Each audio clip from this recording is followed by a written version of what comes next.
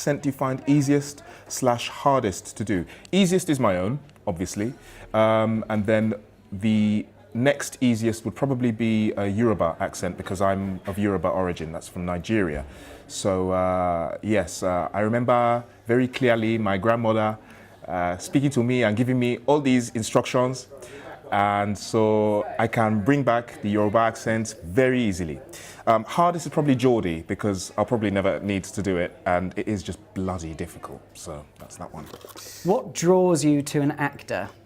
Lots of different things, their skill set, their look, their proactivity, their commitment to working and to bettering themselves. I want to work with actors who are inspired and who want to really immerse themselves in the industry and just take on anything. The most exciting actors that I work with are the ones who will take on any challenge and will really run with that and have a go at that. How do jobs come to you? Just talking to people and telling them what I do. You know, never hide your light under a bushel.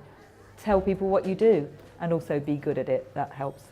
What is your hardest thing about your job? The downtime. When you're not actually in the rehearsal room and you're talking and you're doing meetings, but it feels like you might never actually get back in a room again. That can be pretty daunting, but it's part of it. What was your favourite role you have played? I really enjoyed playing Romeo on stage, and I've also really enjoyed playing Freddie Baxter in a show called Cucumber. Have you ever been starstruck? Yes. Yes. Once as a journalist, a long time ago, Elizabeth Taylor was giving a press conference at the London Palladium because she was in a play called Little Foxes. And there were hordes of photographers and press people there. And I wanted particularly to see if her eyes really were violet coloured, because people often said her eyes were violet. And so I elbowed my way to the front row of all these press photographers as she drifted down the stairs of the London Palladium at this press conference. And she came past and I just said to her, "Good luck, Miss Taylor." And she said, "Why, thank you." And so that was my moment of being starstruck. When did you get your break? Oh golly, I've gotten so many breaks. It's not a break. I don't think anybody gets a break. You get lots of doors opening. I guess my first door opening was when I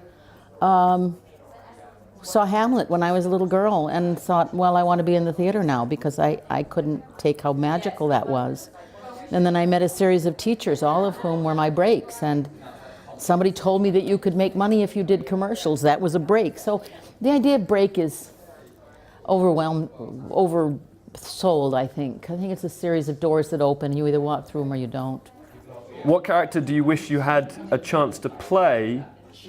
I don't know, because I like to think that I've still got a lot of characters that I hopefully will play, and maybe they haven't even been written yet. So fingers crossed. It doesn't even exist yet, but it will be great. What was my favourite project to cast? That's really tough. I love so much about all of them. I think one of the favourites was a film called Looking for Eric by the director Ken Loach, and that is because it was sunny for the entire time that we were doing the job. I was living in Manchester, where I love. There's so much talent up there, and so it made it so easy to cast it. And we cast a lot of stand-up comics who were utterly hilarious, and Eric Cantona cooked me my dinner. What was my journey into becoming an agent? I trained as an actor at Drama Centre London, worked as an actor in plays and musicals for quite some time, and then went down the directing and casting route, and then whilst I was casting, became quite friendly over emails with Josh, who I now work with at Simon & Howe, and when a position came up, I thought we'd make a really good team, so that's how I got into it. Top tip for learning lines: divide the speeches into very clear thoughts, and learn each thought and understand how each thought links to each other thought, and that's my starting point. The most powerful monologue I can recall, probably one from Vagina Monologues. All of the monologues in that show are great. They're all powerful and meaning because they've come from real people, and they went round and spoke to loads of women and got the stories. What is the key to success? A good shower. No, in all seriousness, and just be proactive, positive, go out there and be enthusiastic with whoever you meet as well. People like to work with nice people, so be nice and have fun.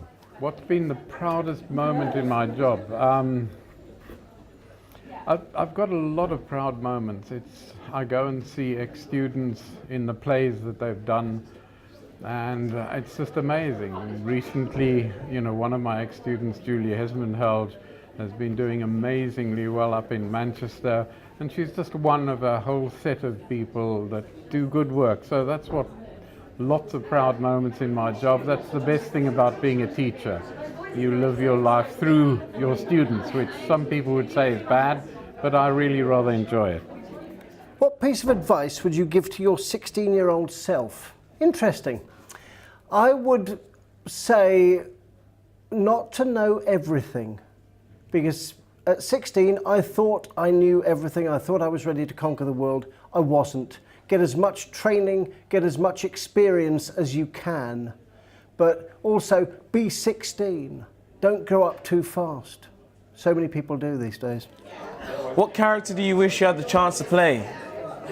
Well, I think I could be Bond, James Bond. What is the most devious thing you have done to get a part?